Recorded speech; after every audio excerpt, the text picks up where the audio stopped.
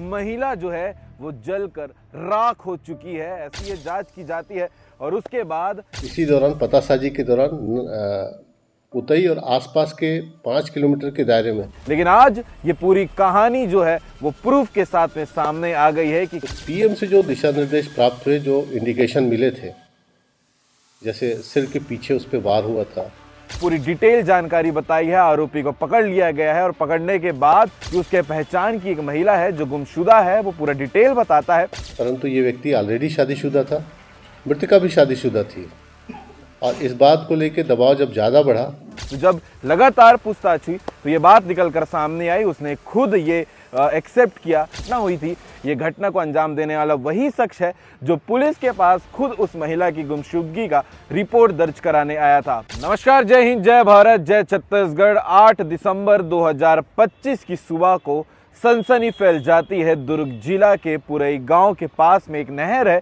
वहां पर जब लोग सुबह उठते हैं और उठने के बाद अपने गांव के नहर के पास जाते हैं तो उनको नजर आता है जलता हुआ कुछ चीज, और जब करीब जाके देखते हैं तो एक महिला जो है वो जलकर राख हो चुकी है, ऐसा उनको नजर आता है। और उसके बाद तत्काल जो है पुलिस को सूचना दी जाती है। सूचना देने के बाद मौके पर पुलिस अधिकारी और साथ ही एफएसएल की टीम वहां पर पहुंचती है, जांच की जाती है और उसके बाद ये बात निकलकर सामने आती है कि अंधे कत्ल की घटना है जो किसी ने अंजाम दिया है, किसी ने एक महिला को मार के जला दिया है। ये खबर थी कल तक की, लेकिन आज ये पूरी कहानी जो है वो प्रूफ के साथ में सामने आ गई है कि किसने मारा है, कौन खत्म हुआ है। और इसके साथ ही पूरी गुत्थी सुलझ गई है जिसका इंतजार लोगों को था कि ये आखिर दुर्ग जिला में चल क्या आ रहा है। इसका आज पुलिस अधीक्षक महोदय ने, विजय अग्रवाल ने आज प्रेस कॉन्फ्रेंस करके पूरी डिटेल जानकारी बताई है। आरोपी को पकड़ लिया गया है और पकड़ने के बाद उसे अब जेल भी भेज दिया गया है। बड़ा सवाल तो ये था कि ये घटना हुई कैसी है। आपको पूरा इतिहास के साथ में, प्रूफ के साथ में बताते हैं, जो आगे आपको प्रेस कॉन्फ्रेंस में सुनने को भी मिलेगा कि पुलिस अधीक्षक महोदय इस पूरे विषय को लेकर क्या कह रहे हैं। आज सुबह यानी कि 9 दिसंबर 2025 को एक शख्स पहुंचता है सुपेला के पुलिस थाना में और वहां जाकर रिपोर्ट करता है कि उसके पहचान की एक महिला है जो गुमशुदा है। वो पूरा डिटेल बताता है। पुलिस भी उसके साथ सवाल जवाब करती है और जैसे ही उसके साथ सवाल जवाब करती है वो थोड़ा घबराने लगता है, उसकी बातें बदलने लगती है और उसकी जो गतिविधियां हैं वो संदिग्ध नजर आने लगती है। इसलिए पुलिस जो है उसके साथ और कड़े से पूछताछ करने लगती है। तो जब लगातार पूछताछ हुई तो ये बात निकल कर सामने आई। उसने खुद ये एक्सेप्ट किया कि जो घटना पुरई गांव के पास नहर में एक महिला जिसको जला दिया गया था, ये घटना हुई थी। ये घटना को अंजाम देने वाला वही शख्स है जो पुलिस के पास खुद उस महिला की गुमशुदगी का रिपोर्ट दर्ज कराने आया था। अब इसमें कई विषय है जो आपको विस्तार में बताएंगे और आगे आपको पुलिस अधीक्षक जी के द्वारा भी सुनने को मिलेगा। आपको बताते हैं कि जो महिला है वो भी शादीशुदा है और जो ये शख्स है जो कंप्लेन करने आया था, जो आरोपी है इस पूरे कहानी में, वो भी शादीशुदा है। ये जो है सुपेला के एक केटरिंग में काम करते हैं और वहीं पर इनकी मुलाकात हुई थी इस शख्स की जो आरोपी है और इस महिला की। वहां पर इनकी बातचीत इतनी गहरी हो गई, प्रेम प्रसंग हो गया, यानी कि दोनों शादीशुदा है। सीधा एंगल है कि लव अफेयर इनके बीच में चल रहा था और लगातार महिला के द्वारा यह दबाव बनाया जा रहा था कि तुम मुझसे शादी कर लो, तुम मेरे साथ घर बसा लो। और इस चीज से वो परेशान आ गया था। इसी परेशानी को, इसी चीज को अपने रास्ते से हटाने के लिए वो जो है सुपेला की ही एक हार्डवेयर दुकान से एक बड़ा सा चॉपर लेता है, यानी कि जिससे आप अक्सर देखते होंगे जब आप मुर्गा दुकान पे जाते हैं तो जिससे मुर्गे को काटा जाता है, इस प्रकार का वो एक हथियार लेता है और पूरे प्लानिंग के साथ में वापस से उस महिला को बोलता है कि आज उतई में एक कार्यक्रम है जहां केटरिंग का काम करने के लिए हमें जाना है। उसे बहला फुसलाकर अपने साथ बैठाकर उस रास्ते में जाता है। उस रास्ते में जाने के बाद वो एक जगह पे रुकते हैं, बातचीत करते रहते हैं। वही जगह है जहां पर ये घटना हुई है, पूरी गांव के नहर के पास में ये घटना हुई है। वहीं पर ये 8 तारीख की रात में बैठते हैं, यानी कि कल 7 तारीख की रात में ये दोनों बैठते हैं और बैठने के बाद आपस में फिर से इसी विषय को लेकर इनके बीच में झगड़ा होता है और इसी झगड़े के बीच में ये पूरी प्लानिंग के साथ आया रहता है कि इस महिला को रास्ते से हटाना है।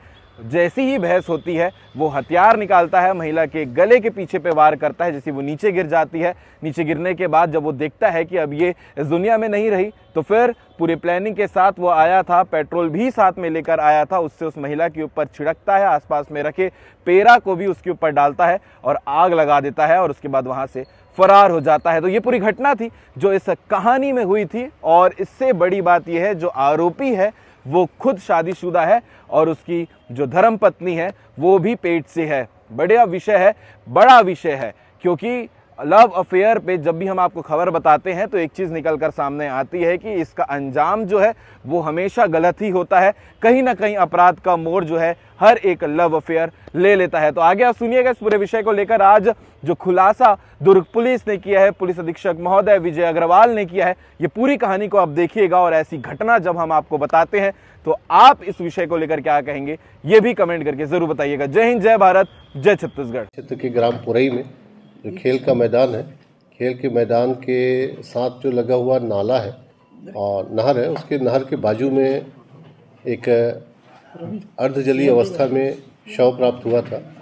और जो शव था प्रथम दृष्टया देखने से ऐसा लगा था किसी महिला का है, और शव के ऊपर पैरे रखे हुए थे, पैरा जला हुआ था। शव लगभग पूरी तरह से जल चुका था, और शव से लगभग 4-5 मीटर की दूरी पे एक लोहे का कत्ता पड़ा हुआ था, जिससे आमतौर पे जानवरों को काटने के लिए यूज़ होता है, मुर्गा वगैरह काटने के लिए यूज़ होता है। वो कत्ता पड़ा हुआ था, और दो चप्पल पड़े हुए थे, और शव अदम शिनाख्त थी।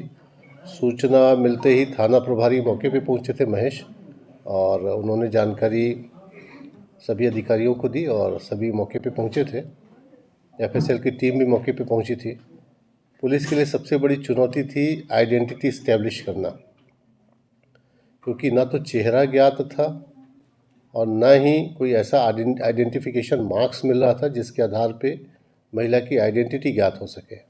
इस तरह के मामलों में आइडेंटिटी क्लियर होना लगभग सफलता के लिए ज़रूरी होता है।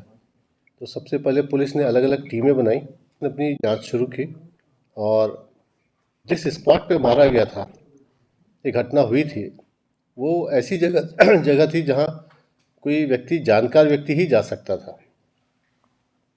आज इसी दौरान पतासाजी के दौरान उतई और आसपास के 5 किलोमीटर के दायरे में जितने भी सीसीटीवी फुटेज हैं, मोमोज बेचने वाले हैं, जितने भी चाट ठेले हैं, एक एक व्यक्ति से कि कोई पुरुष और महिला का एक जोड़ा आया था क्या, उसके बारे में पूछताछ की गई। साथ ही जो सरहदी थाने हैं, जितने भी सरहदी थाने अपने ज़िले के अलावा बालोद, बेमेतरा के सरहदी थानों में पिछले 5 दिनों में किसी भी महिला की गुम इंसान रिपोर्ट कायम हुई होगी, उसके विषय में जानकारी प्राप्त हुई। और शव को कल पोस्टमार्टम के लिए भेजा गया था, क्योंकि शव बुरी तरह से जल गया था। डीएनए प्रोफाइलिंग भी करानी थी, इसलिए उसको मेडिकल कॉलेज भेज दिया गया। आज उसका पीएम हुआ। तो पीएम से जो दिशा निर्देश प्राप्त हुए, जो इंडिकेशन मिले थे, जैसे सिर के पीछे उस पर वार हुआ था, और उसकी पुष्टि बाद में हुई। तो आज सुपेला थाने में एक व्यक्ति रिपोर्ट दर्ज कराने आया था गुमशुदा की, और उसका जो हुलिया है काफ़ी कुछ उस शव से मिलता था, जो जिसके साथ कुछ कपड़े और बाकी सामान मिला था। बाद में जब टेक्निकल डिटेल लिए और साथ में उस आरोपी से जो संदेही से पूछताछ की गई, तो उसने कबूला कि वो एक कैटरिंग में काम करता है, और उसी कैटरिंग में जो मृतिका उर्मिला है उससे जान पहचान हुई थी, और उनके बीच जान पहचान काफ़ी गहरी थी, मित्रता थी। तो मृतिका चाहती थी कि उससे शादी करे, परंतु ये व्यक्ति ऑलरेडी शादीशुदा था, मृतिका भी शादीशुदा थी, और इस बात को लेकर दबाव जब ज़्यादा बढ़ा तो उसने ये हत्या की बात सोच डाली, और उसने एक हार्डवेयर के शॉप से वो कत्ता लिया, एक पानी की बोतल में आधा लीटर पेट्रोल लिया, और उसको बहला फुसला के वहाँ पे ले गया। बाद में उसने पहले कत्ते से वार किया सिर के पीछे हिस्से में। जब वो गिर गई तो उसके ऊपर पेट्रोल डाला। पेट्रोल डालने के बाद फिर पैरा डाला, आग लगाया, और उसके बाद फिर वो वहाँ से फरार हो गया।